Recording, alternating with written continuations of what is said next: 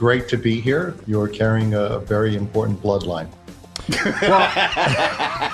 Well, I actually wanted to ask you questions about that topic in a way. Let's just dive right in. So a couple rock tales ago, we were discussing Wolfgang Van Halen, and I love his new record. I don't know if have you heard it? Have you heard Mammoth?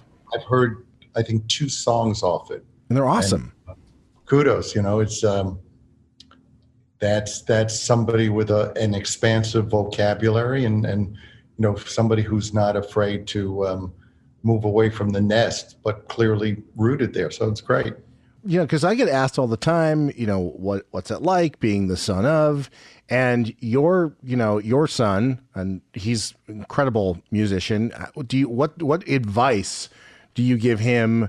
And do you have feelings about that? Because I'm always asked, well, when you walk into a room, is there some sort of, were you aware of that? Did you use that to your advantage? And for me, I was like, not really. It was normal that my dad was a musician. I didn't really think about it.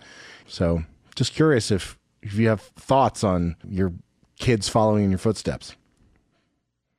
I think, it's interesting because when you see somebody in your house doing something, it seems normal. Yeah. And I think you have to caution your kids, hey, this isn't normal. The idea of succeeding on this level isn't a given. It's rare. And certainly with Evan, I said to him, look, if you're doing this to become as big as I became, don't. Right. Because I fear you being disappointed.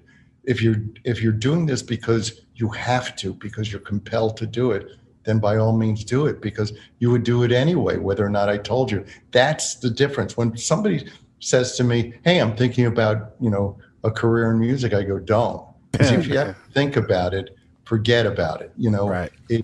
If it's not something that you have to do, logically or illogically, then don't do it. Yeah, my dad would tell people, go get a real estate license instead. If they listened, then they were better off doing that. But if they didn't,